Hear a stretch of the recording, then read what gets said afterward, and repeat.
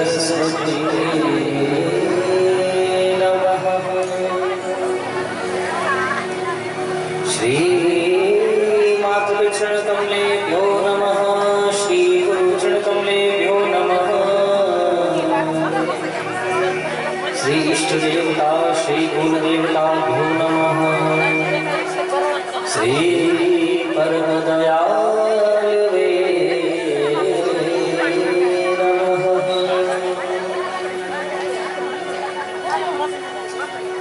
ओम वर्णानामर्थसंधाना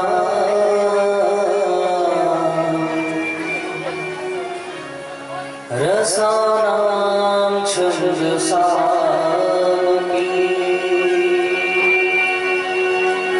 मंगलानां च कर्तारो वन्दे वाणी विनायको भवानी शंकरो वन्दे श्रद्धा विश्वास्वरूपिणो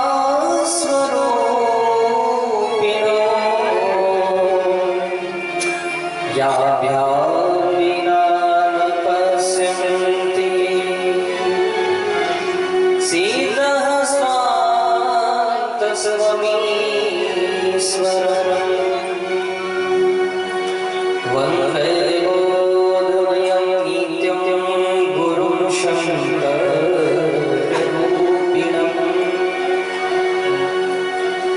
यमाश्रितो हि वक्रोऽपि चन्द्र सर्वत्र बन्धते कृष्णाय वासुदेवाय देवकी नन्दनाय च नन्दगोकुमाराय श्रीगोविन्दाय नमो नमः। मनोजवमारुततुल्यवेगं जितेयं धीमतां वरिष्ठं वातात्मजं वायुधमुखं श्रीरामदूतं शरणं प्रपद्ये। लोकाभिरामवर्णरङ्गधीरं राजीवनेत्रं रघुवंशनाथं कारुण्यरूपं करुणाकरततं श्रीरामचन्द्रं शरणं प्रपद्ये। हरे कृष्ण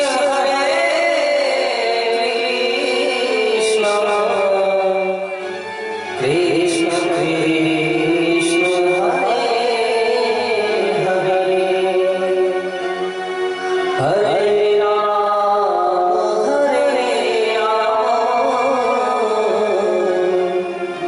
राम राम हरे हरे। आइए हनुमंत पधारिए मैं कथा कहूँ मति अनुसार मोरे ग्रंथ विराजो प्रेम सो दीजो राम भक्ति को दान। मोरे ग्रंथ विराजो प्रेम सो दीजो कृष्ण भक्ति को दान। जय जय श्री राम जय जय किशोर जय गोपी चित चोर प्रभु जय जय माधव चोर।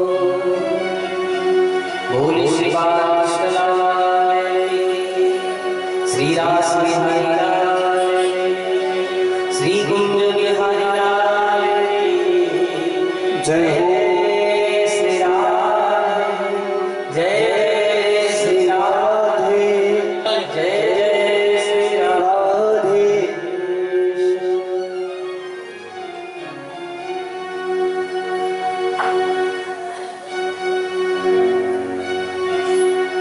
परम मंगलमय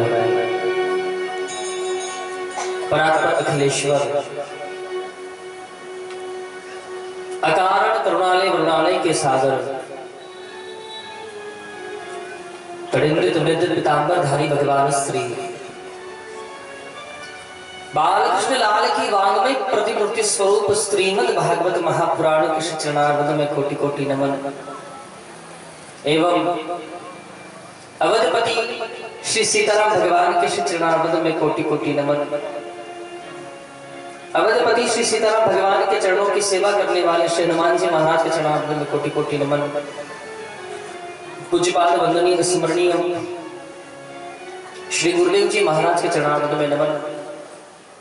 भगवान आशुतोष महादेव सांब सदाशिव श्री उमाशंकर भगवान जिन प्रभु महादेव की चरण शरण में बैठ करके आप और हम सभी इस द्वितीय दिवस की कथा को श्रवण कर रहे हैं, गोविंद की कथा का रसास्वादन कर रहे हैं, ऐसे भगवान श्री महादेव के चरणारविंद में नमन। आद्य शक्ति मां परम्बा जगत जननी भगवती मां उमा देवी मां परम्बा जगत जननी मां भगवती के चरणारविंद में नमन। मंडपस्थ मंचस्थ विराजमान विप्र देवता ब्राह्मण देवताओं के चरणारविंद में नमन।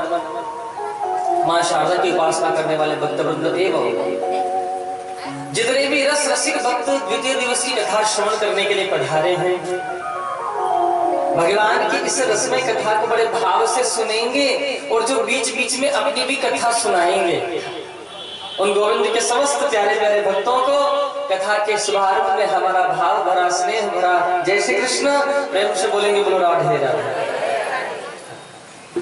आइए पुनः आज की पावन वेला प्रारंभ करेंगे।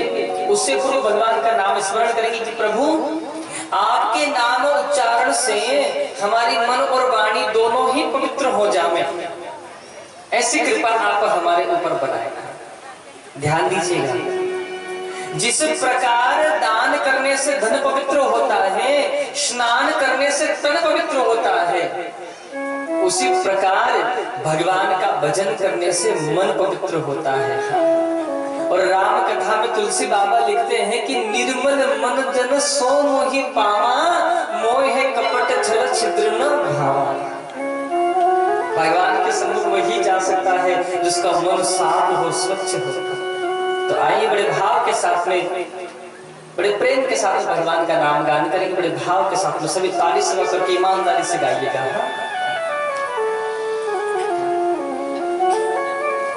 श्री कृष्ण गोविंद हरे मुरारी, है नाथ नारायण वासु।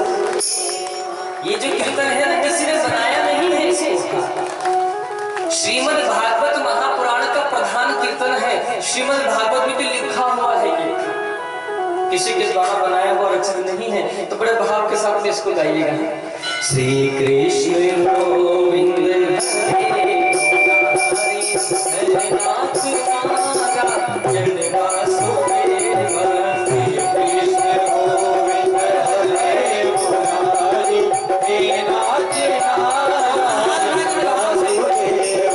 श्री कृष्ण गोविंद हरे मुरारी, हे नाथ नारायण वासुदेव।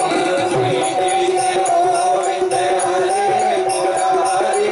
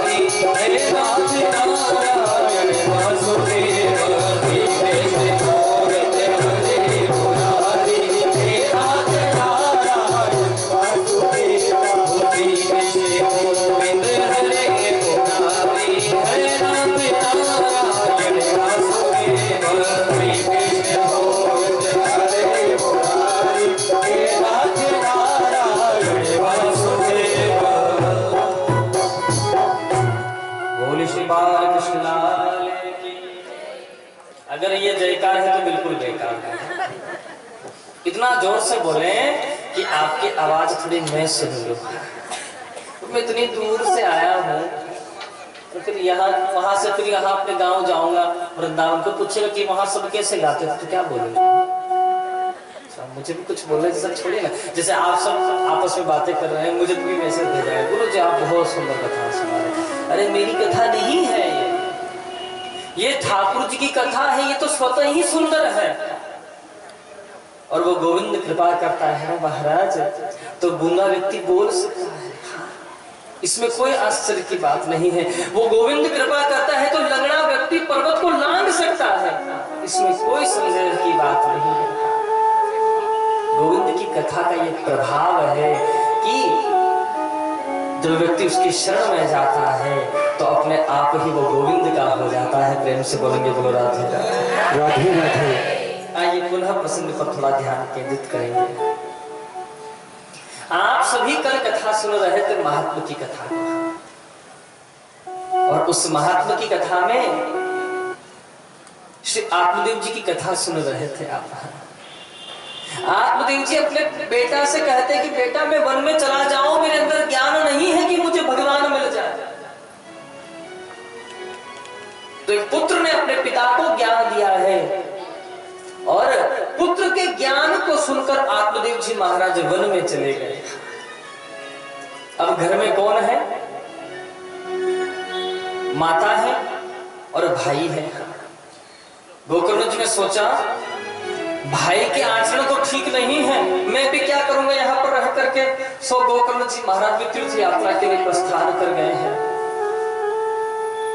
और जैसे तीर्थ यात्रा करने के लिए पहुंचे, इधर धुंधकारी ने अपनी माता से कहा मैया जितना आपने धन कमाया है ना जीवन में, वो धन लाकर के दो, मुझे धन की आवश्यकता है।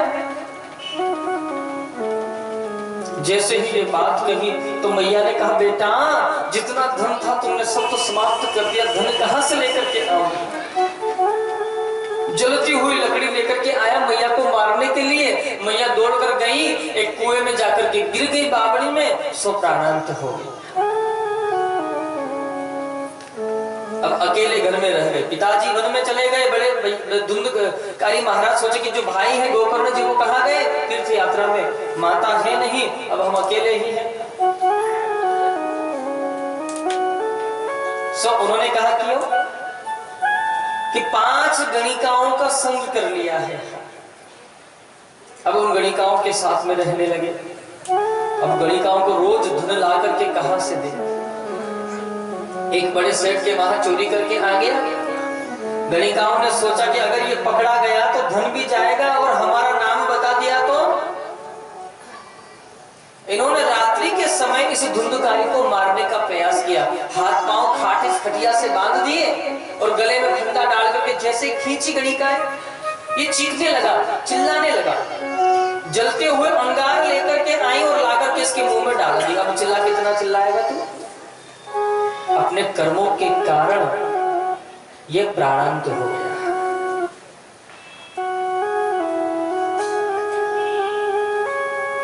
अब ये जब प्राणांत हो गया, गणिकाएं जितना धन था आपस में बटोर लिया और यहां से गणिकाएं चली गई। इसके घर में ही गड्ढा खोद करके इसको वहीं पर गाड़ करके गणिकाएं चली गई। परिणाम ये हुआ कि इसकी गति नहीं हो पाई है, ये प्रेत योनि को प्राप्त हो गया। ये बात गोकर्ण जी महाराज को तीर्थ यात्रा में गांव का व्यक्ति मिला, उससे पूछा कि भैया हमारे भाई कैसे हैं? तो उन्होंने सारा प्रसंग बताया। गोकर्ण जी ने गया जी में जाकर के श्राद्ध किए हैं, पिंडदान किए हैं गोकर्ण जी।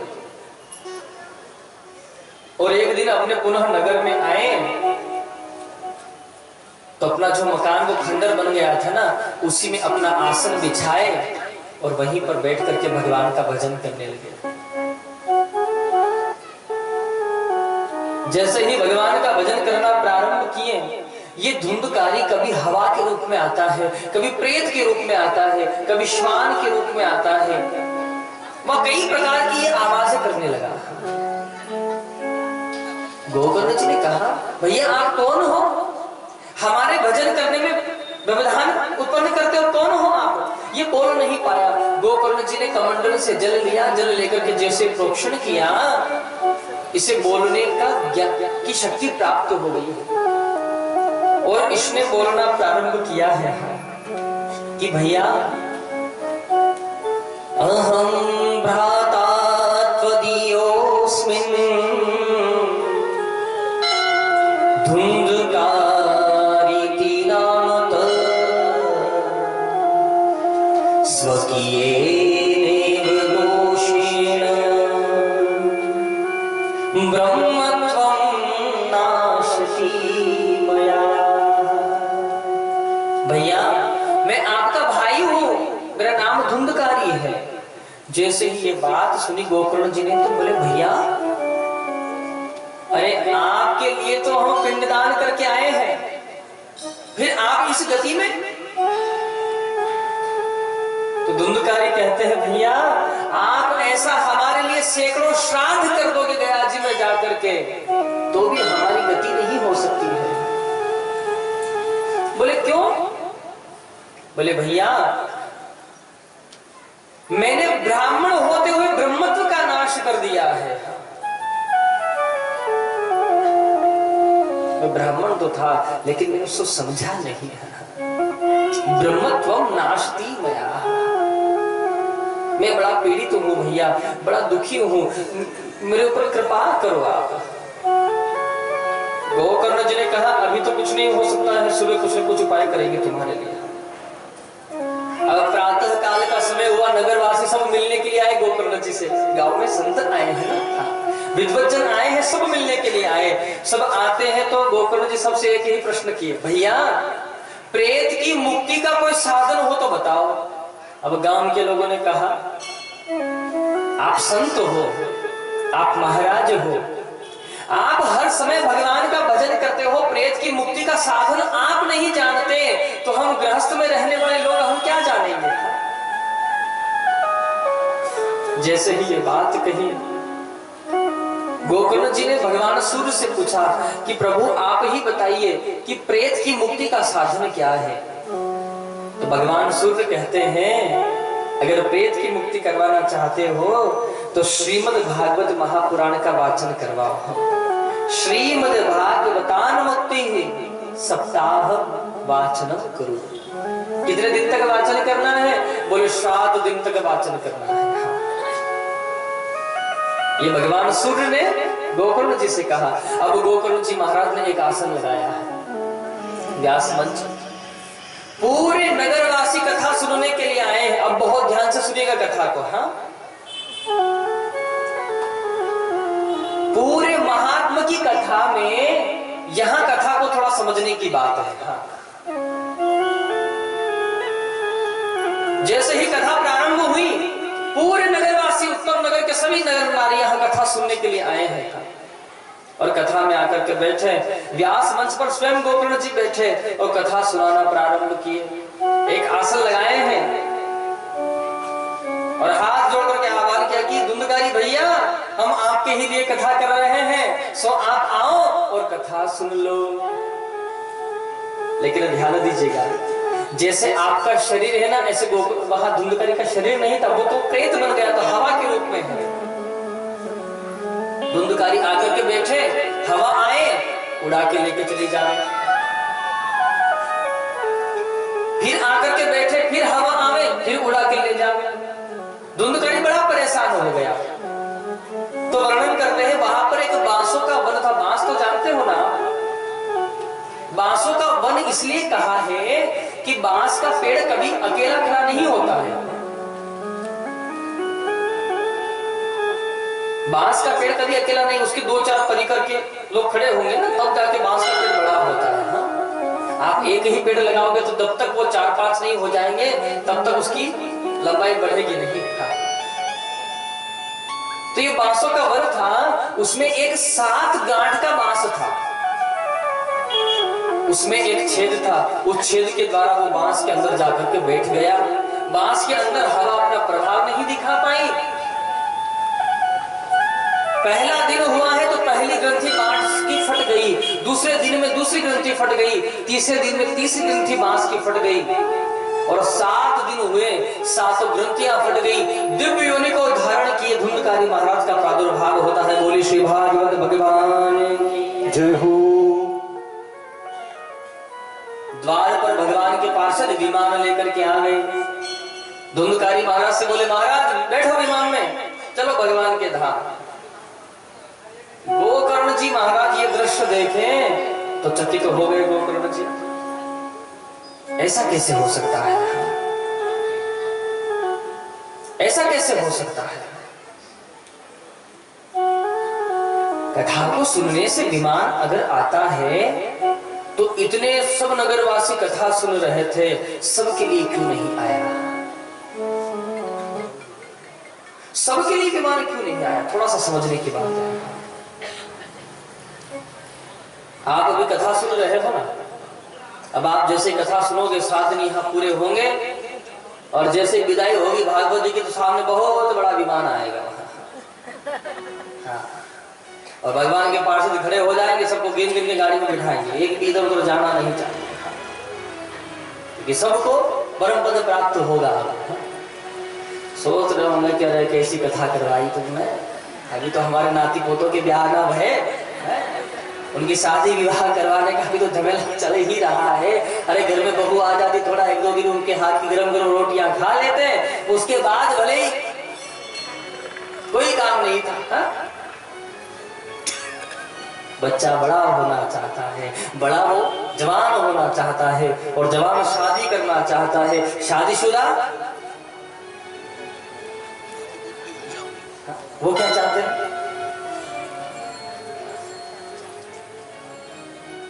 प्रेम से बोलेंगे, बोलो राधे।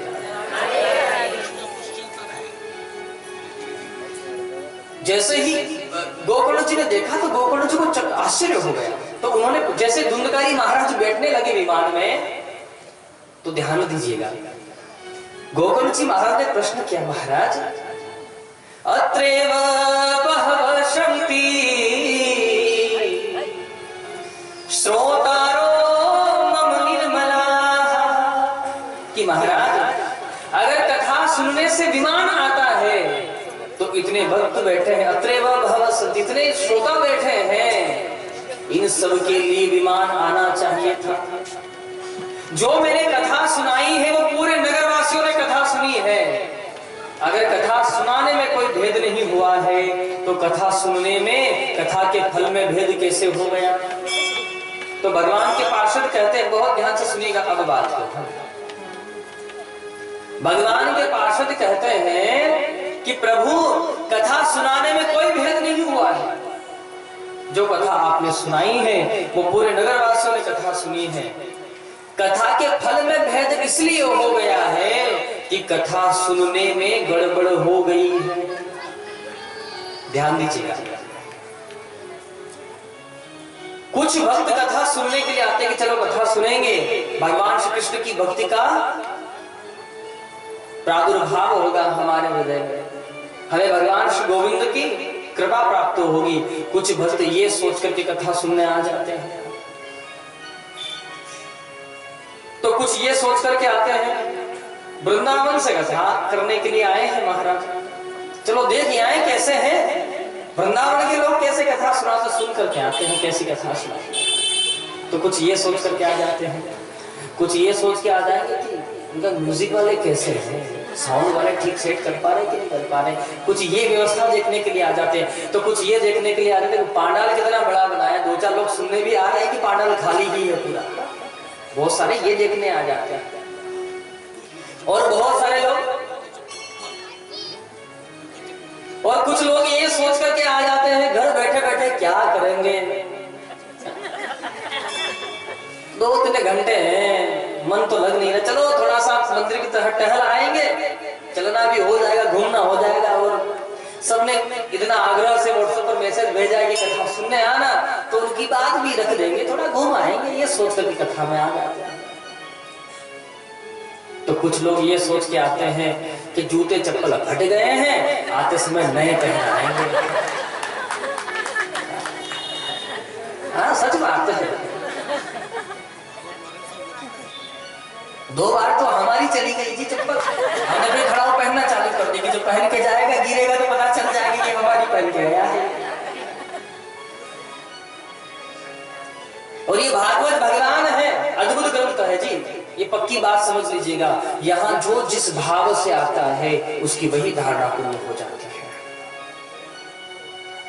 आप भक्ति मांगोगे आपको भक्ति मिलेगी, आप शक्ति मांगोगे आपको शक्ति मिलेगी, आप परिवार चाहोगे आपको परिवार मिलेगा, और जूते चप्पल की कामना से आओगे तो वो भी मिलेंगे।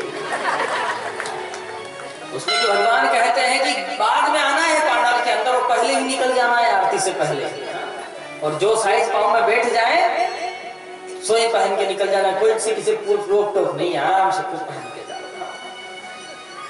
ये अद्भुत ग्रंथ है।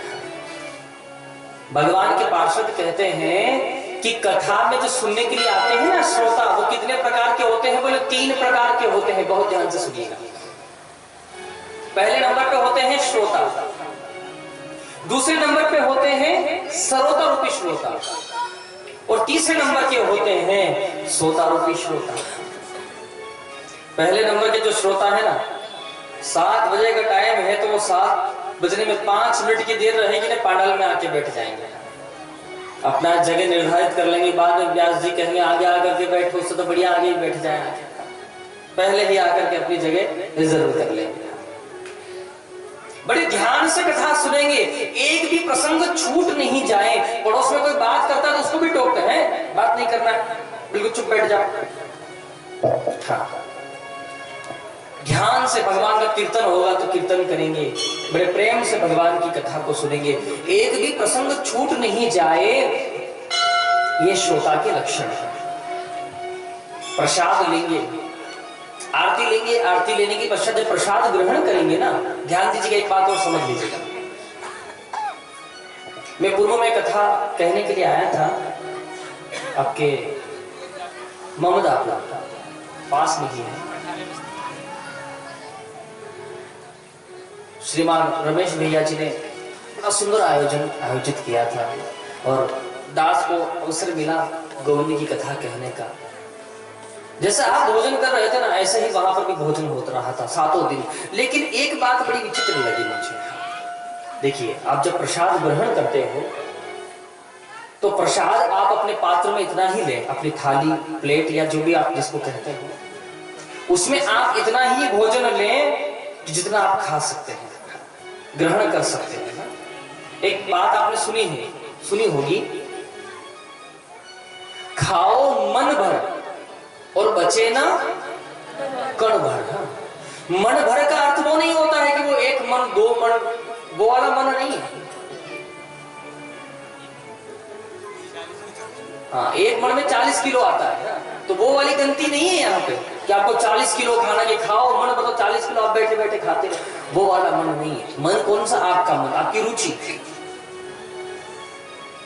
आपकी जब तक आपको तृप्ति का एहसास ना हो तब तक आप भोजन करिए, कोई मना नहीं है, क्योंकि प्रभु का प्रसाद है। लेकिन इस बात का भी ध्यान रखें कि थाली में एक दाना विशेष नहीं छूटना चाहिए, क्योंकि उस दाने को कमाने के लिए किसान को कितनी मेहनत करनी पड़ती है वो आप भली प्रकार से जानते होंगे। भैया जी के वहां देखा मैंने, जितना प्रसाद खाया नहीं उससे ज्यादा तो बिगाड़ आएगा। आकर के बोलते थे, गुरु जी देखो तो जितना मैंने बनाया उसका आधा तो ये यहाँ पड़ा है, कहाँ ले जाओ इसको। तो मेरा आपसे यही निवेदन है कि आप सच्चे श्रोता बनने का प्रयास करिएगा और प्रसाद आप ग्रहण करें। तो यहाँ नहीं, आप कहीं शादी में भी जाओ ना, आज का एक दौर चल गया है, कहीं शादी में जाते हैं ना तो उस प्लेट में आधा तो खाएंगे और आधा छोड़ करके उस डस्टबिन में डालना है, क्योंकि उससे लोग भी समझेंगे ये अमीर है। आपने तो अपनी शान और शौकत बढ़ाने के लिए उसको थाली को फेंक दिया है, लेकिन उस बेटी के पिता से पूछिए कि जिसने आपके लिए वो पकवान बनाए हैं, कितने सालों तक उसने त्योहार पर नए कपड़े नहीं बनवाए होंगे, ये सोचकर कि मेरी बेटी की शादी में मुझे इतने लोगों के लिए भोजन बनवाना है। उसकी जो पत्नी है उसने कई वर्षों तक अच्छे कपड़े, अच्छी साड़ियां नहीं पहनी होगी, ये सोच करके कि 2 पैसा बचाएंगे तो मेरी बेटी की शादी में एक साड़ी नई ला करके उसे दूंगी मैं। थोड़ा सा उस पिता ने कितने दिनों तक पैदल यात्रा की होगी, कई समय तक कि 10-10 रुपए बचा करके मेरी बेटी की शादी में ये पैसा कहाँ आएगा। तो आप थोड़ा सा मन में विचार करें इस बात का। तो श्रोता के ये लक्षण है। समय से आगे कथा को सुने, एक भी प्रसंग छूटे नहीं, इस बात का विशेष ध्यान दें। और दूसरी बात, अब दूसरे नंबर पे आते हैं सरोता रूपी श्रोता। सरोता रूपी श्रोता, कथा प्रारंभ हो जाएगी, उसके बाद में आएंगे, आकर के बैठेंगे, जो अपने बाजू में बैठे उनसे पूछेंगे, हाँ व्यास जी कहां से आए? बोले वृंदावन से। लग तो नहीं रहे हैं वृंदावन जैसे, तो वृंदावन वाले भी का सिंह होते हैं जो हमारे नहीं है। अच्छा, साउंड वाले भैया कहां से? यहीं से किए हैं क्या? आवाज तो बढ़िया आ रही है, पांडाल भी बड़ा अच्छा बनाया है। दुनिया की जितनी बातें होंगी, फिर पूछेगा अच्छा कथा का टाइम क्या है? जितनी दुनिया की बातें होंगी ना, वो सब बातें यही पांडाल में बैठ के कर लेंगे वो, क्योंकि यहाँ की बात तो कभी हो नहीं सकती है। जिस प्रकार एक सरोता धीरे धीरे करके एक सुपारी को काट देता है, उसी प्रकार सरोता रूपी श्रोता धीरे धीरे करके पूरी कथा को काट देता है। ना तो खुद सुनता है, ना पड़ोसी को सुनने देता है। प्रेम से बोलेंगे। अब आते हैं तीसरे नंबर पे, ये श्रोता रूपी श्रोता है। कथा प्रारंभ हो जाएगी, उसके बाद आराम से घर से निकलेंगे और पांडाल में आकर के एक बांस बल्ली का सहारा लेकर के आराम से बैठेंगे और नेत्र बंद करके कथा को सुनेंगे। इतना ध्यान से कथा सुनेंगे, इतनी ध्यान से कथा सुनेंगे कि मानो समाधि लग जाएगी उनकी। पड़ोस में बैठा सुनाए, अरे भाई सो गए हो, तो उल्टा डांटेगा, अरे किसने कहा है हम सो गए? अरे हम तो ध्यान से कथा सुना। अरे पागल, तूने जगा दिया, मुझे गड़बड़ कर दिया है। मैं तो समाधि इतनी लगी मेरी कि मैं तो भगवान के वैकुंठ के द्वार तक ही पहुंच गया। अगर तू नहीं जगाता तो भगवान नारायण के दर्शन ही कर लेता मैं तो। तूने जगा दिया, मेरा तार टूट गया भगवान से। तो तीसरे नंबर पे ही श्रोता रूपी श्रोता। तो ध्यान दीजिएगा, अब इसमें हमको चाहिए कि हम कौन से श्रोता है। हम 1 नंबर के हैं तो सच्चे श्रोता है। अगर हम 2 और 3 नंबर के हैं तो उससे बढ़िया है कि आप 3 घंटे घर रहो, कम से कम घर की रखवाली तो करोगे नहीं। कथा में आकर के बैठे और कथा नहीं सुन पाए तो क्या अर्थ है? एक बार मैं कथा सुना रहा था तो एक भैया ने मुझे प्रश्न किया, गुरुजी प्रायः कथा होती है तो भीड़ कम क्यों रहती है वहां पर? मैं भी सुनते ही चौंक गया उसकी बात सुनते। मैं बात तेरी पते की कही पे, तो जहां कहीं देखो नौटंकियां हो रही हो या कोई नाच गान हो रहा तो भीड़ उमड़ जाती है वहां। लेकिन कथा होती है वहां पर भीड़ कम क्यों रहती है? तो ध्यान दीजिएगा, बहुत ध्यान से सावधानी से सुनिएगा। मैंने कहा भैया भीड़ जो है ना वो सब्जी मंडी में होती है। हाँ, कोई आलू का भाव पूछ रहा है तो कोई नींबू पूछ रहा है, तो कोई टमाटर पूछ रहा है, कोई बैंगन पूछ रहा है। सब भीड़ जो है वो सब्जी मंडी में होती है। और सोनार की दुकान पर तो वही जाएगा जिसके पास दाम होगा। सोनार की दुकान में कभी भीड़ लगी है आज तक? कभी नहीं लग सकती है। क्यों? अगले महीने खरीदना है, इसी महीने से भाव चेक करना चालू करेंगे, क्या भाव चल रहा है। बोले 50 का हो गया तो बोले कम हो जाए तो लेंगे। जैसे 100 रुपए कम हुआ कि दौड़ लगाओगे जाके, और वहां जाकर सीढ़ी पे पांव रखे और पता चला कि 100 और बढ़ गया। कभी कभी तो मन फिर बदल भी जाता है कि चलो बाद में खरीदेंगे। तो ये जो कथा है ना, ये कोई सब्जी मंडी नहीं है प्यारे कि जहां भीड़ लग रही हो। यहाँ तो ये सोनार की दुकान है कि जहां जो आता है वो सोना बन जाता है। प्रेम से बोलेंगे बोल राधे। ऐसी अलौकिक कथा है। आगे प्रसंग वर्णन किए कथा में श्रोता के लक्षणों के पश्चात में आवाहित देवताओं के बारे में वर्णन करते हैं। प्रातः में भगवान की आवाहित देवताओं की पूजन करें, जिसमें सर्वतोभद्र मंडल, गौरी गणेश, सप्तमित मातृका, षोडश मातृका, नवग्रह, असंख्यात रुद्र भगवान इत्यादि भगवान की वेदियों के बारे में, रचना के बारे में उल्लेख है। उसके पश्चात आगे वर्णन किया है कि विद्वान ब्राह्मणों के 12 मंत्र जाप करवा, द्वादशाक्षरी मंत्र, गायत्री मंत्र, गणेश गायत्री का जाप करवाने, मूल पाठ इत्यादि पारायण के बारे में उल्लेख किया है। फिर उसके बाद में आगे प्रसंग वर्णन किया है कि कथा में बैठना कैसे चाहिए। तो बैठने के बारे में तो आपको मैं कल बता ही दिया हूं कि पालती मार करके बैठना चाहिए। अब आप सोच लो महाराज पांव बड़े दर्द करते तो क्या करें, तो ध्यान दीजिएगा, आपत्ति काले मर्यादा नास्ति। अगर पांव में, शरीर में पीड़ा है तो आप कुर्सी पर बैठ के कथा सुन सकते हो। हाँ। और अगर उससे भी ज्यादा पीड़ा है घर शरीर में, आप बैठ भी नहीं सकते हो, तो ये मेरे मति के अनुसार कह रहा हूं, कथा में नहीं लिखा है। हाँ? ऐसा ना कह दो कि महाराज जी ने लिखा है बोला। आप लेट कर भी कथा सुन सकते हो। हाँ? लेकिन शर्त ये होनी चाहिए कि आप ईमानदारी से कथा सुने, प्रेम से बोलेंगे बोलो राधे। ये ना आप सोच लो कि महाराज व्यास जी ने कह दिया कि लेट कर तो कल सब यहाँ खाट लेकर के आ जावे और खटिया डाल के मस्त सोए सोए कथा सुनो।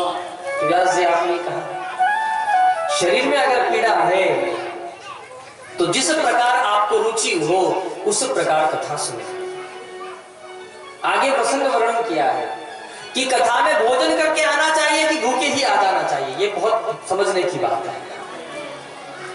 हमको भी फोन आया, अरे गुरुजी आप कथा सुना रहे थे, आपने ये तो बताया नहीं कि भोजन करके आना चाहिए कि नहीं करके आना चाहिए। तो ध्यान दीजिएगा, श्रीमद् भागवत के महात्म्य में लिखा है भोजनम तु वरम मन्ये कथा श्रवण कारकम नोपवासः वरः प्रोक्तः कथा विघ्न करो यज्ञ।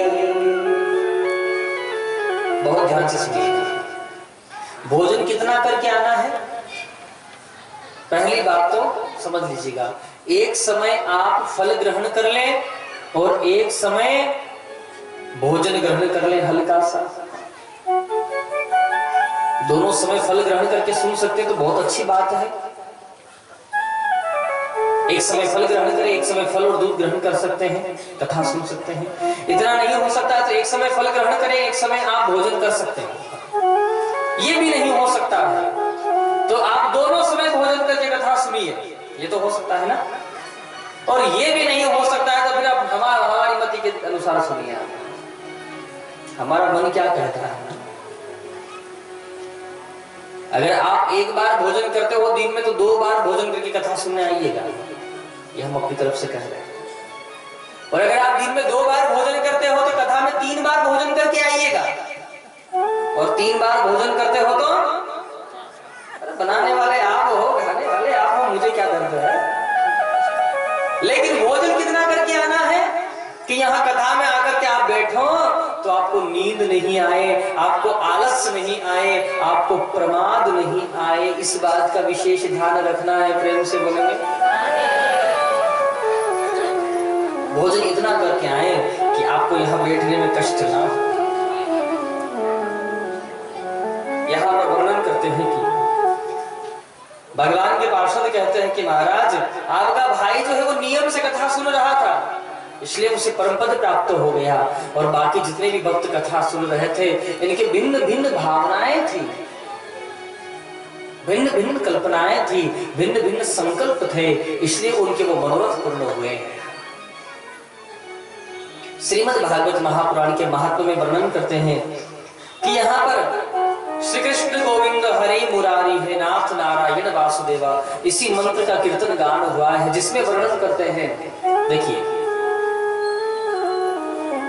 एक प्रश्न कई बार हमारे सम्मुख भी आया है कि महाराज पहले कथा संगीतमय नहीं होती थी। हाँ तो ध्यान दीजिएगा, मैं आपको उल्लेख कर रहा हूं।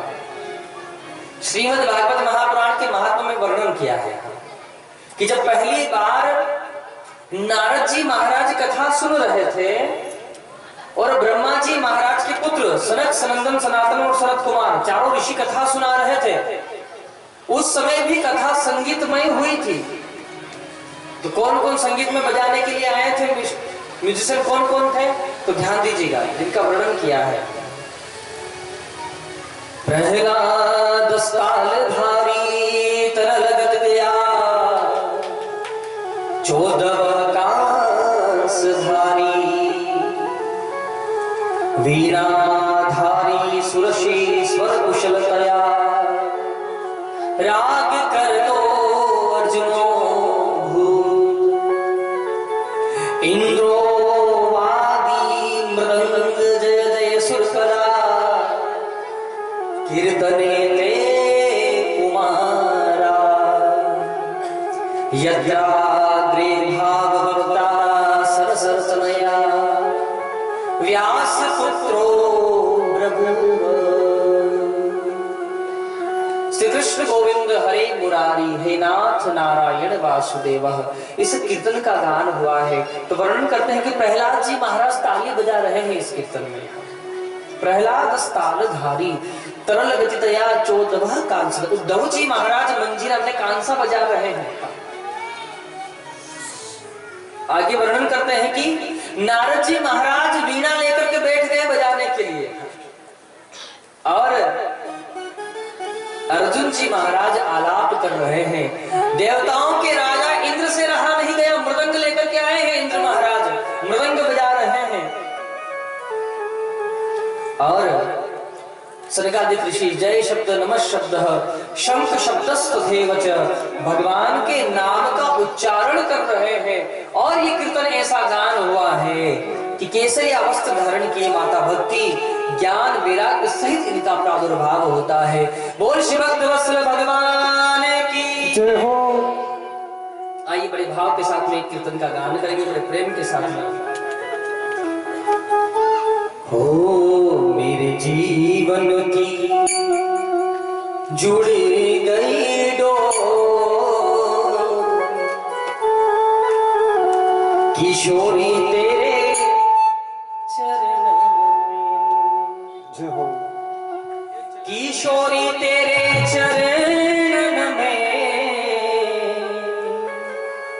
मेरी लाडो तेरे चरण में। बड़े प्रेम के साथ काली सेवा करते भाव से गाएंगे। मेरे जीवन की हो मेरे जीवन की जुड़ गई तो किशोरी तेरे चरण में, मेरे जीवन की जुड़ गई तो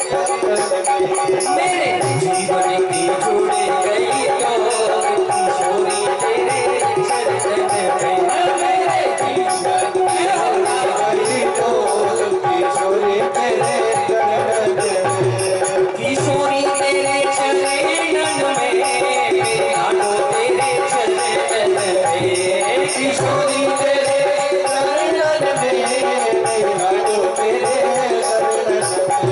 ऐसे नहीं पूरे पूरे हाथ उठाएंगे सभी। ये ना सोचे कि आप लोडी में बैठे हो, आप ये सोचे कि आप वृंदावन में जाकर बैठे हो। भाव के साथ प्रेम से गाएंगे। मैं तो नाचूं हो, मैं तो नाचूं, मैं तो नाचूं बने करे मोर, किशोरी तेरे चरण में, हो मेरे जीवन की जुड़ गई तो किशोरी तेरे चरण में, किशोरी तेरे चरण में, लाडो तेरे चरण में, किशोरी तेरे चरण में, लाडो तेरे चरण में, ओ किशोरी तेरे चरण में, लाडो तेरे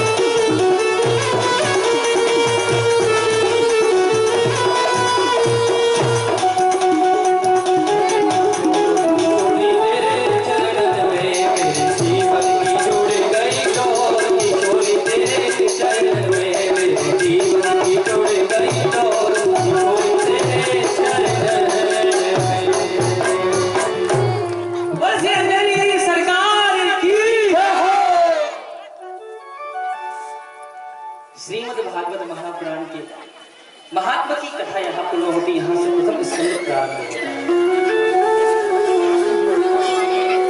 वर्णन करते हैं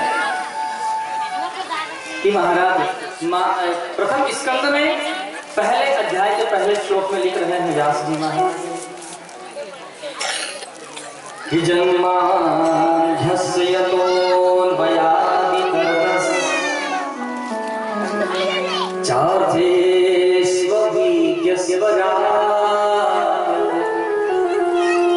तेने ब्रह्मवेदानि आदिकवये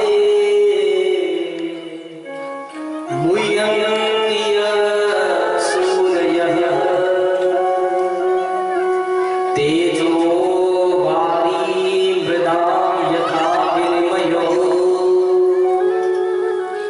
यत्र मृषा वानास्मिन् सदा निरस्तकुहकम् सत्यं परं धीमहि।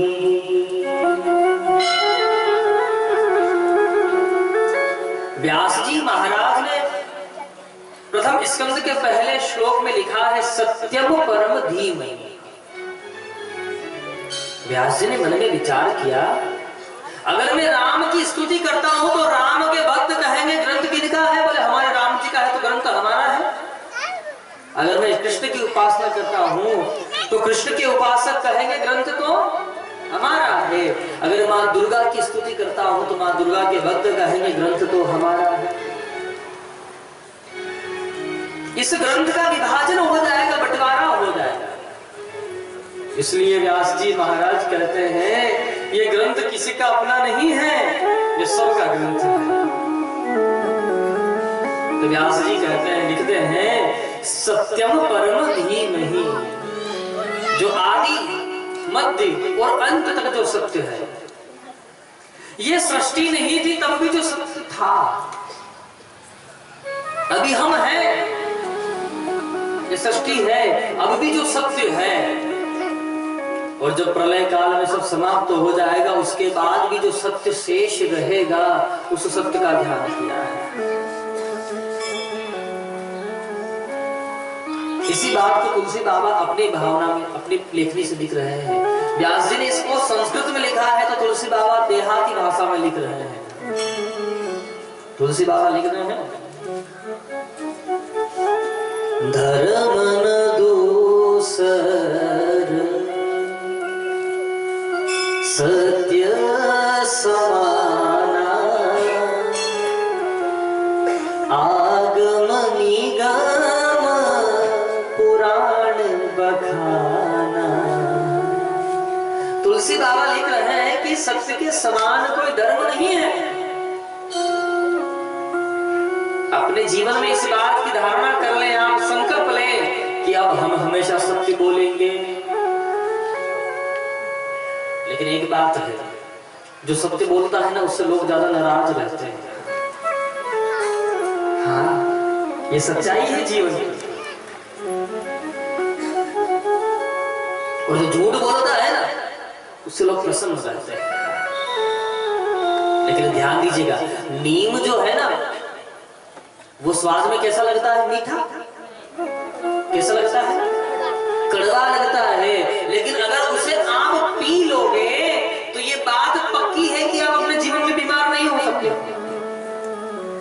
और चीनी जो है ना, शक्कर जिसको बोलते हो आप, वो कैसी लगती है? स्वाद में मीठी लगती है। लेकिन ये बात पक्की है कि बीमारियां लेकर के आ रही है, आपको ठीक नहीं छोड़ेगी बिल्कुल।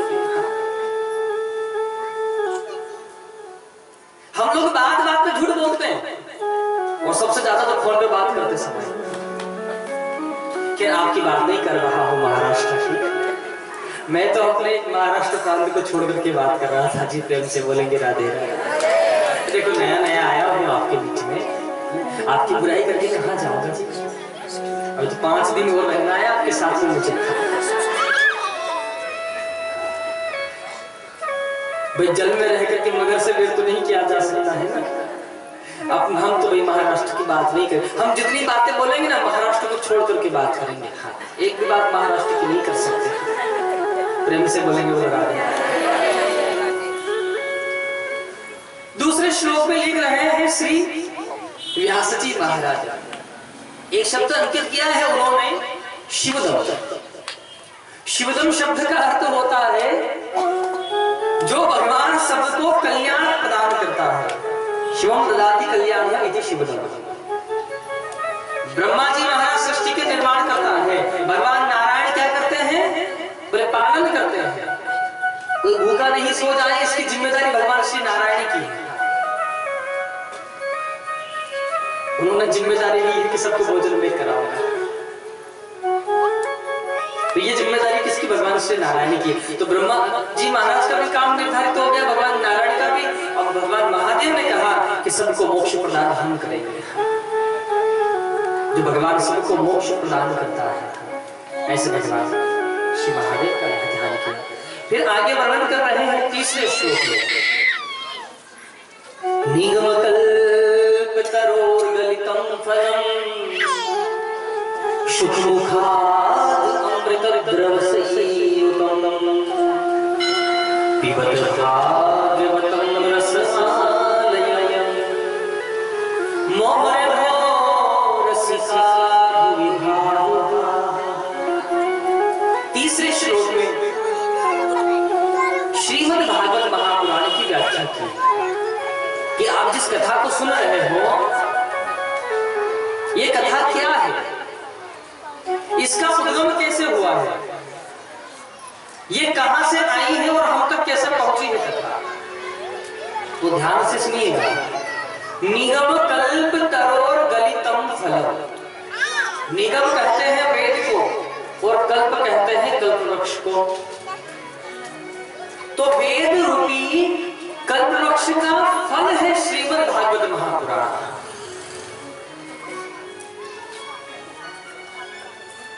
जिस प्रकार आपको हवन करना हो, यज्ञ करना हो, तो आप किस चीज से यज्ञ करोगे? भाई होम जो अपन लोग करते हैं, यज्ञ तो जानते हो ना। तो यज्ञ किस चीज से करते हैं? थोड़ा जोर से बोलिए। महाराष्ट्र में किस चीज से होता है मुझे नहीं पता है ना, जानकारी है। किस चीज से होता है? घी से। हाँ, घी से ही तो होगा। अच्छा, घी किस चीज से बनता है? बोले दूध से बनता है। सबसे प्रारंभ में वो घी क्या था? दूध था। सबसे पहले दूध से ही बनते बनते वो घी बना है। अगर दूध से घी बना है तो फिर हवन करते समय घी क्यों लेकर के आए? दूध ही लेकर आ जाते हैं ना। दूध के अंदर भी तो घी है। दूध के कण कण में घी है। लेकिन अगर दूध से हवन करोगे तो यज्ञ कुंड बंद हो जाएगा, बुझ जाएगा। उस दूध को जमाया जाता है डाई डाल करके। फिर दूध से क्या बनता है? दही बनता है। और दही का जब मंथन किया जाता है उससे क्या बनता है? आपके गांव का नाम याद आ गया ना? लोनी बनती है ना? इसको माखन भी कहते हैं। और उसको जब गर्म किया जाता है तो उससे क्या बनता है? बोले घी बनता है। और उस घी से जब हवन किया जाता है तो देवता लोग तृप्त हो जाते, प्रसन्न होते हैं, वो आशीर्वाद प्रदान करते हैं। उसी प्रकार 4 वेद से 6 शास्त्र बने हैं, 6 शास्त्र से 17 पुराण, और उन सबका जब मंथन किया गया तो उसके बाद श्रीमद् भागवत महापुराण का प्रादुर्भाव हुआ है। प्रेम से बोलेंगे बोलो राधे। लेकिन श्रीमद् भागवत महापुराण जो फल वृक्ष के ऊपर लगा है, वेद रूपी कल्पवृक्ष के, तो इसके ऊपर एक शुभदेव रूपे ने तोते ने चोंच मारी है। क्योंकि फल जो होता है ना उसके 2 प्रकार होते हैं, या तो फल खट्टा होता है या फिर मीठा। अंगूर पक गया हो तो कितना बढ़िया लगता है, और खट्टा हो कच्चा हो तो ये भी प्रश्न है कि गुरुजी आपका जो फल है श्रीमद् भागवत महापुराण, ये फल कैसा है? तो ध्यान दीजिएगा, इस फल के ऊपर शुभदेव रूपी तोते ने चोंच मारी है। और आप भी जानते हो कि जिस फल के ऊपर एक तोता चोंच मारता है वो फल खट्टा हो नहीं सकता है, वो हमेशा मीठा ही होता है। तो इस भागवत रूपी फल के ऊपर भी शुभदेव रूपी तोते ने चोंच मारी है, इसलिए ये फल भी खट्टा नहीं हो सकता है, ये भी मीठा ही है। प्रेम से बोलेंगे बोलो राधे राधे।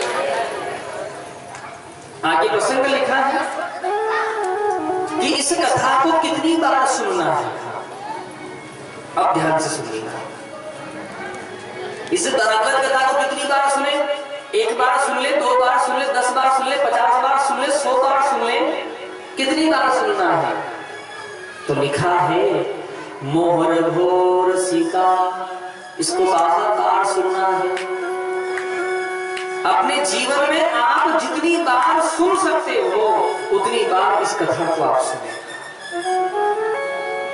और इस कथा का ऐसा रस है कि इसको आप जितनी बार सुनोगे उतनी बार आपको नहीं लगेगी। ऐसा लगेगी कि जैसा कभी कुछ हमने सुना ही नहीं है, एक बार और सुन ले तो अच्छा है, ऐसा लगेगा। लेकिन ध्यान दीजिएगा, पूर्व में आपको मैं वर्णन कर रहा था कि महात्मा में सूत जी महाराज कह रहे हैं कि इस कथा को हर कोई नहीं सुन सकता, लेकिन यहाँ श्रीमद् भागवत महापुराण के महात्मा के प्रथम स्कंद के पहले अध्याय के 3रे श्लोक में लिख रहे हैं, व्यास जी महाराज लिख रहे हैं, किस कथा को कौन सुन सकता है? बोले इस कथा को 2 प्रकार के लोग सुन सकते हैं। कौन कौन? रसिका भुवि भावुका, पहली बात कही है, जो रसिक होगा भगवान का वही इस कथा को सुन सकता है। और दूसरी बात कही है भावुका, जिसके हृदय में भगवान के प्रति भाव होगा वो इस कथा को सुन सकता है।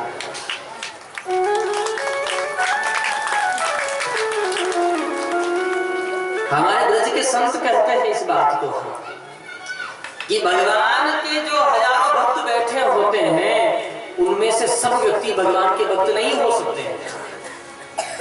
भले कौन हो सकता है? तो ध्यान दीजिएगा, हमारे ब्रज के संत कहते हैं लाखों में किसी एक को चुनते हैं, भक्तों के प्रभु हम लाखों की भीड़ होती है, उसमें भगवान किसी एक को चयनित करता है कि ये मेरा भक्त है और मैं इसका। और जिसको भगवान भक्त निर्धारित कर देता है तो फिर लिखते हैं भक्तों के प्रभु अंग संग रहते, फिर हर समय हर घड़ी उसके साथ रहता है परमात्मा। प्रेम से बोलेंगे बोल रहा है। यहां से आगे प्रसंग वर्णन करते हैं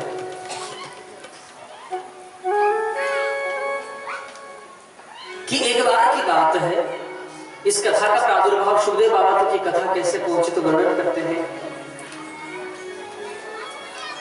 कि एक बार की बात है, नारद जी महाराज का पदार्पण हुआ है कहां? कैलाश पर्वत पर। तो नारद बाबा ने कहा, देखा कि भगवान भोलेनाथ तो समाधि में बैठे हैं, माता पार्वती घर पर है कैलाश पर्वत पर। सो नारद जी महाराज का जैसे पदार्पण हुआ, माता पार्वती आई और नारद जी का बड़ा स्वागत किया। आओ नारद जी पधारो, आपका बहुत स्वागत है। ध्यान दीजिएगा, अपने घर कोई आ जाए ना तो उसको देखकर कभी उदास नहीं होना है आपको। ऐसे होते हैं बहुत सारे लोग, अतिथि को देख करके उदास हो जाते हैं, लेकिन शास्त्र कहता है अतिथि देवो भव। अतिथि कौन है? बोले भगवान का स्वरूप है। तो भगवान का स्वरूप अतिथि अगर आपके द्वार आया है तो उसे देखकर कभी उदास नहीं होगा। सबसे पहली बात है, हाथ जोड़ के अभिवादन कर दीजिए। आइए महाराज, बैठने के लिए स्थान प्रदान कर दीजिए, जैसा स्थान मिल जाए। हाँ, आपको मैं वर्णन करूं कथा का। विदुर जी महाराज के घर में गोविंद पहुंचे तो बिना तिथि के पहुंच गए। पता नहीं था विदुर जी को कि कन्हैया आ रहा है, और बिना तिथि के पहुंचे थे। कुछ नहीं मिला प्रसाद भोजन कराने के लिए। माता विदुरानी ने छिलकों का भोग लगाया। सुवर ठाकुर जी ने छिलके भी ग्रहण कर लिए। अतिथि को देखकर कभी दुखी ना हो। नारद जी का बड़ा स्वागत किया। माता पार्वती ने पूछा, नारद जी बड़े दिनों बाद दिखाई दिए हो, क्या बात है? आजकल कहीं आना जाना नहीं करते हो? जैसे ही ये बात कही तो नारद जी कहते हैं, मैया अरे किसी के घर जाए और कोई प्रेम से राम राम नहीं करे तो बेकार है उसके घर जाना। और हमसे तो बात बहुत दूर की बात है। हम किसी के घर जाते हैं ना भैया, तो पति पत्नी भी ऐसे लड़ते हैं जैसे श्वान और बिल्ली में झगड़ा हो रहा हो। ऐसे व्यक्ति के घर क्या करे जाकर के? जैसे ही ये बात सुनी तो माता पार्वती कहती है कि नारद जी कैसी बातें करते हो तुम? अरे हमसे तो हमारे भोले बाबा बहुत प्रेम करते हैं। बोले कितना प्रेम करते हैं? तो ध्यान दीजिएगा, माता पार्वती कहती है कि गोपनीयम गोपनीयम गोपनीयम प्रयत्नतः। बोले शास्त्र कहता है कि छुपा करके रखो, छुपा करके रखो।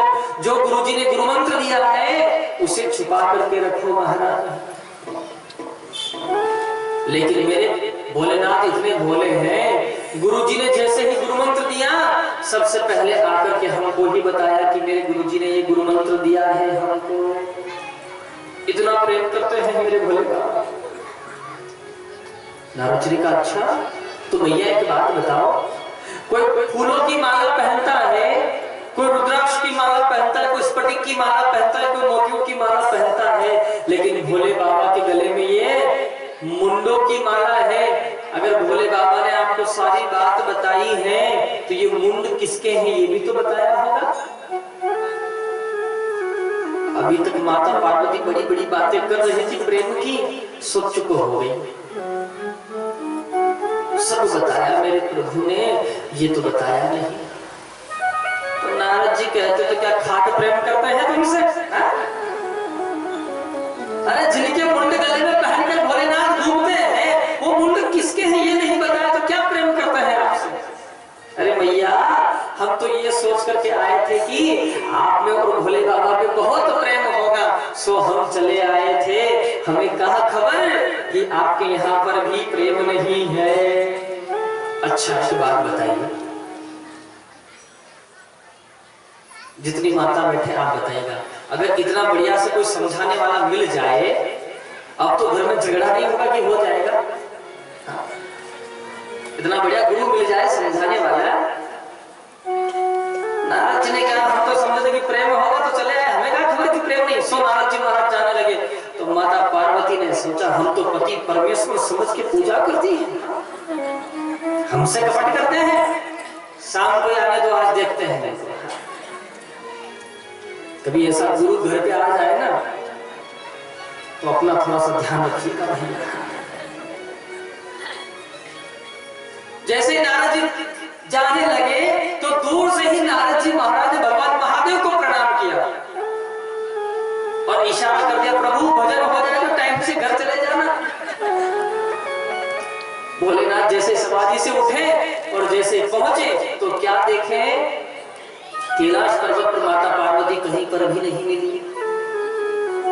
भोलेनाथ घबरा गए। पहले के समय क्या होता था कि स्त्रियां अगर रूठ जाती थी ना तो उनके लिए एक भवन होता था, उस भवन में जाकर के बैठती थी वो। उस भवन का नाम होता था कोप भवन। अब की बात नहीं है, अगर रूठ जाती है तो चाहे बैग घर छोड़ जाएगी कोई बात, लेकिन मोबाइल नहीं छोड़ सकती। मोबाइल चार्जर अपने साथ में लिए, बच्चे को भी 2-4 दिन रखेंगे तो अपने आप अकल ठिकाने आएगी, नहीं लगेगी। रूट करके सीधे अपने पिताजी के घर चले जाएंगे। और कोई अच्छे माता पिता मिल गए तो बेटी को समझा देंगे, और अगर हो गए कोई ऐसे ही तो कह देंगे आके देखते हैं हम लोग। तो ध्यान दीजिएगा, अगर ऐसा श्रेय अगर माता पिता देते हैं, झगड़े कहाँ नहीं होते हैं। 5 बर्तन होते हैं ना तो आवाज जरूर करेंगे, हाँ। और जहां प्रेम है वहां झगड़ा होता रहता है। अगर आपने सब्जी बनाई है, अगर वो चटपटी नहीं है तो फिर क्या सब्जी बनाई आपने। तो परिवार में सब बैलेंस नहीं रहता है, 19-20 होता रहता है। बैलेंस तो हमको बनाना पड़ता है, हमको बैलेंस बनाना पड़ता है। भोलेनाथ आए, आकर के देखा माता पार्वती कोप भवन में, पूछा देवी क्या बात हो गई, क्यों नाराज हो। बोले हम तुम्हें पति परमेश्वर मानते हैं, तुम कपट रखते हो हमसे। बोले किसने कहा। तो माता पार्वती ने कहा ये मुंड की माला आपके गले में, बताओ किसके मुंड, आपने कभी बताया हमको। भोलेनाथ ने कहा तुमने पूछा नहीं, हमने बताया नहीं। अब तुम पूछ रही हो तो हम बता रहे हैं, ये मुंड किसी और के नहीं, ये तुम्हारे ही मुंड है कि जब जब देवी तुम अपने जीवन में परिवर्तन लाती हो, अपनी देह को त्यागती हो, हम आपसे इतना स्नेह रखते हैं कि आपके वियोग को सह नहीं पाते हैं, तो आपके ही मुंड को हम धागे में डाल करके गले में धारण कर लेते हैं। ये आपके मुंड किसी और के नहीं है। पार्वती जी ने कहा अच्छा, इतने मुंड की माला बन गई, इतनी बार हमारा जन्म मरण हो गया। भोलेनाथ ने कहा तो बोले आप नहीं बदले, आप वैसे के वैसे हो। माता पार्वती कहती कि 2-4 बार हमारा जन्म मरण हुआ तो 1-2 बार आपका भी तो होना चाहिए था। भगवान महादेव कहते हैं हमने अमर कथा का रसपान किया है। तो माता पार्वती कहती कि कथा हमको भी सुनाइए। तो भोले बाबा उस कथा को सुनाना प्रारंभ किए हैं। भगवान महादेव कहते कि देवी ये कथा जहां शोर होता है वहां नहीं हो सकती है, इसके लिए एकांत की आवश्यकता है। तो माता पार्वती ने एक दृष्टि डाली, जितने भी पशु पंछी थे कैलाश पर्वत से सब अपने स्थान को छोड़ करके चले गए। वहीं पर एक शुभ पक्षी था, वो शुभ पक्षिणी थी। वो जब वहां से भागे उड़ करके तो उनका अंडा उनके पंख से घोंसले से नीचे गिर गया। अब जैसे अंडा नीचे गिरा तो अंडा टूट गया। भगवान महादेव कथा सुना रहे हैं, माता पार्वती कथा सुन रही है। पहले दिन की कथा से वो टूटा हुआ अंडा जुड़ गया है। दूसरे दिन की कथा हुई, उस अंडे के अंदर जीव आ गया।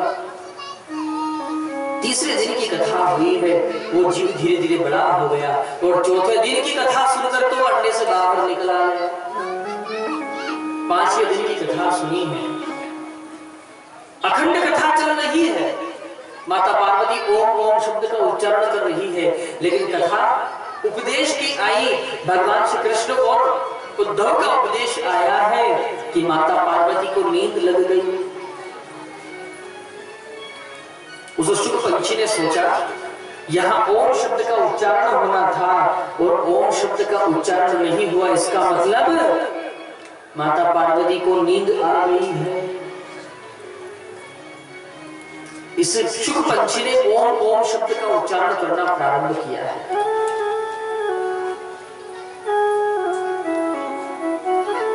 जैसे ही 7 दिन की कथा पूर्ण हुई है और भगवान महादेव ने जयकारा लगाया है, बोल श्री बाल कृष्ण की जय हो। जैसे ही जयकारा लगाए, माता पार्वती की नींद टूट गई। माता पार्वती ने कहा, प्रभु आप कथा सुना रहे थे ना, भगवान श्री कृष्ण ने उद्धव जी को क्या कथा सुनाई है? भगवान महादेव कहते, देवी ये कथा तो कल ही पूरी हो गई है। अरे आज तो 7 दिन की कथा पूर्ण हो गई है और तुम कल की कथा में अटकी हुई हो और यहाँ होकर बराबर हो रही थी। इसका मतलब तुम्हारे अलावा कोई दूसरा भी कथा सुन रहा है। पार्वती ने जाकर के देखा तो एक शुभ पंछी ठिठुर रहा था ठंडी के कारण। आकर के भोलेनाथ से कहा कि शुभ पंछी ने कथा सुनी। भगवान महादेव की माया क्रोध त्रिशूल उठाया और उस शुभ पंछी का वध करने के लिए दौड़ लगाया। उस शुभ पंछी ने सोचा, भैया भागो नहीं तो भोले बाबा एक पंछी के 2 पंछी बना देंगे। अपने प्राण बचाने के लिए वो शुभ पंछी भागा है। कैलाश पर्वत से नीचे आते समय एक स्थान पड़ता है जिसका नाम है सम्यप्राश। ये वेद व्यास जी महाराज का स्थान है। अच्छा मैं बोल रहा हूँ, ये समझ में तो आ रहा है ना आपको? थोड़ा सा बीट कम कर दीजिए, हल्का से इसका बीट कम कर दीजिए। ये वेद व्यास जी महाराज का, वेद व्यास जी महाराज का स्थान है। वेद व्यास जी महाराज की पत्नी है जिनका नाम है श्रीमती विठका देवी। ये स्नान और भोजन के पश्चात अपने केशों को सुखा रही थी। इनको उबासी आई, वो सुख पंछी सूक्ष्म रूप बना करके माता के मुख से होकर के पेट में जाकर के बैठ गया। अब गर्भ में 1 महीना हो गया, 2 महीने हो गए, 9 महीने हो गए महाराज, लेकिन गर्भ से बाहर ही नहीं आए। क्यों? क्योंकि डर बैठ गया है, बाहर आएंगे तो भोले बाबा मारेंगे, छोड़ेंगे नहीं। 1 वर्ष हो गया, 2 वर्ष हो गए महाराज, 9 वर्ष बीत गए, लेकिन गर्भ से बाहर आने का नाम ही नहीं है। व्यास जी महाराज ने कहा, बेटा आप गर्भ से बाहर क्यों नहीं आते हो? तो बोले, पिताश्री हम गर्भ से बाहर तो आ जाएंगे, लेकिन भोले बाबा छोड़ेंगे नहीं, हमको मारेंगे हम। तो बोले, हम तुमको आशीर्वाद देते हैं कि भोले बाबा आपको क्षति नहीं पहुंचाएंगे। तो 12 वर्ष के पश्चात सुखदेव बाबा का प्राकट्य होता है। बोले सुखदेव जी महाराज जय हो। गर्भ से बाहर आए, गर्भ से बाहर आते ही माता को माता नहीं कहा, पिता को पिता नहीं कहा, और सर्वस्व छोड़ करके वन में चले गए हैं। पीछे पीछे व्यास जी महाराज गए हैं। हाँ पुत्रेती बेटा एक क्षण के लिए रुक जाओ, मुझे एक बार पिता कह दो, मैं आपके मुख से पिता सुनना चाहता हूँ। आपकी माता को एक बार आप माता कह दो।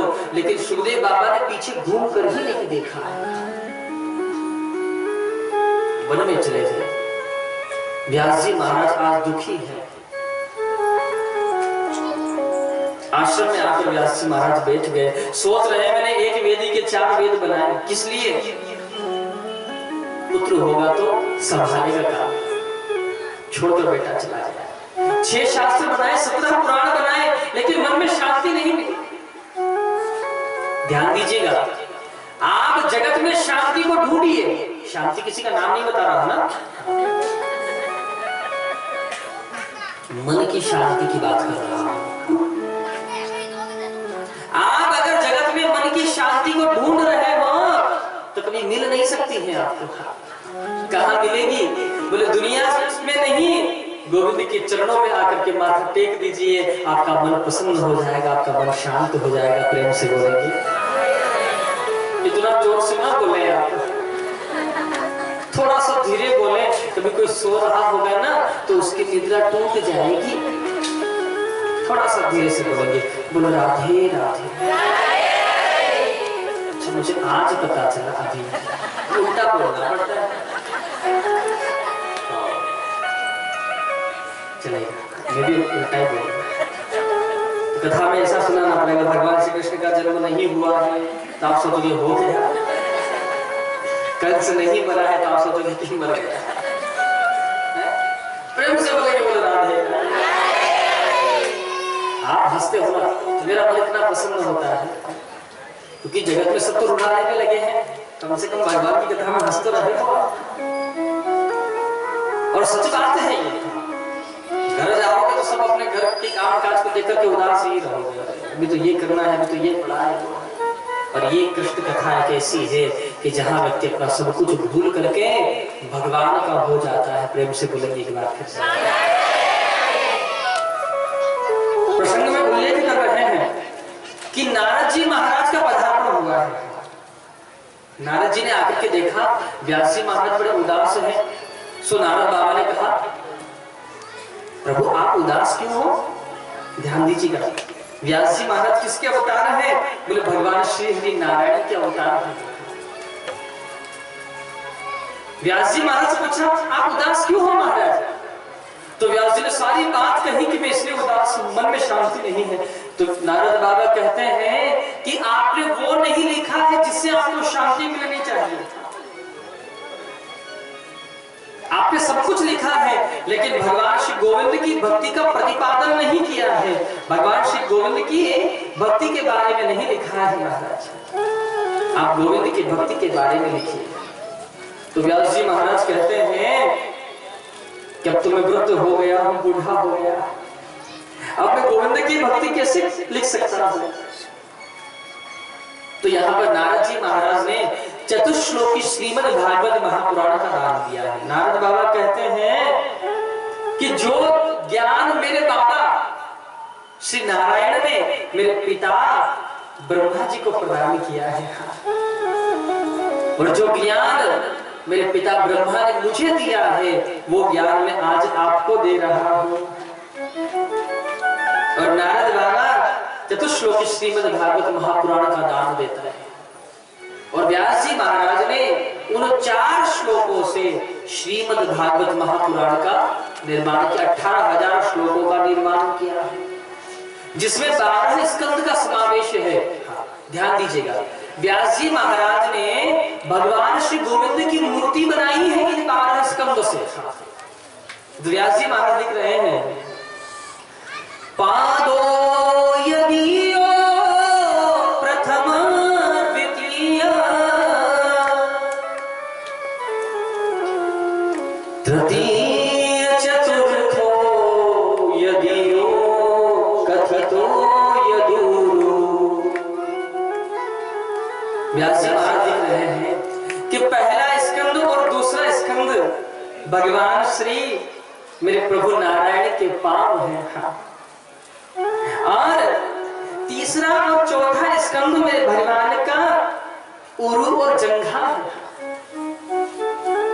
आगे लिख रहे हैं, नाभिस्तथा पंचम ये षष्ठो।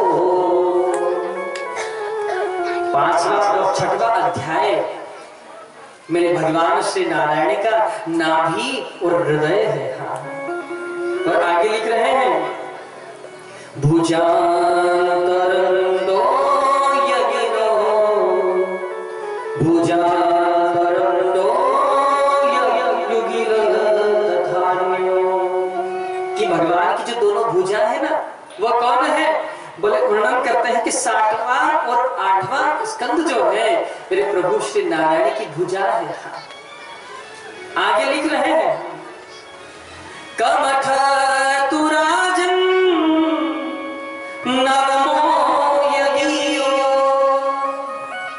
नवम स्कंद भगवान का कंठ है। और आगे लिख रहे हैं, मुखारविंदम दशम प्रफुल्लम। श्रीमद् भागवत महापुराण का 10वां स्कंद मेरे भगवान का मुख है। और आगे लिख रहे हैं, एकादशो यस्य ललाट पटटम। एकादश स्कंद कौन है? बोले मेरे भगवान श्री नारायण का मस्तक है। और आगे लिख रहे हैं,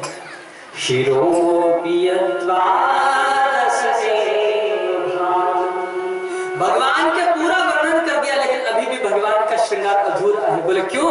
बोले भगवान के माथे पर मोर पेच नहीं लगा है। तो 12वां स्कंद कौन है? बोले भगवान के मस्तक पर सुशोभित होने वाला मोर पंख है। प्रेम से बोलेंगे बोल राधे।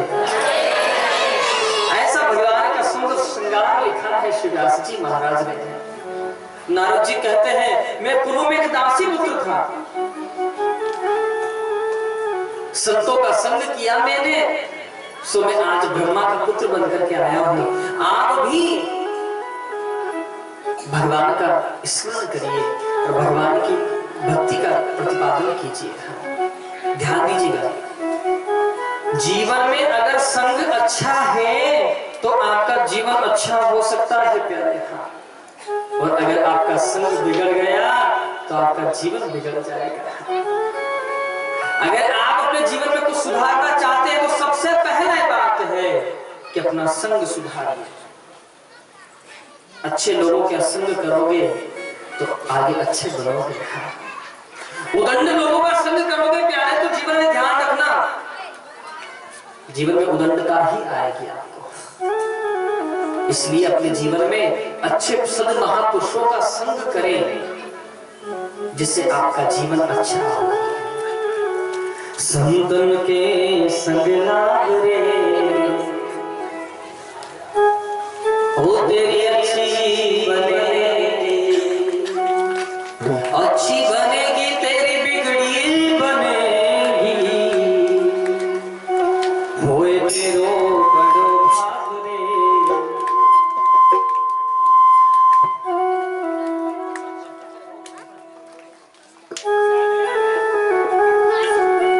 संतन के संग लाग रे तेरी अच्छी बनेगी, संतन के संग लाग रे तेरी अच्छी बनेगी, संतन के संग लाग रे तेरी अच्छी बनेगी, संतन के संग लाग रे तेरी अच्छी बनेगी, अच्छी बनेगी तेरी बिगड़ी बनेगी, अच्छी बनेगी तेरी बिगड़ी बनेगी, अच्छी बनेगी तेरी किस्मत चलेगी, अच्छी बनेगी तेरी किस्मत चलेगी।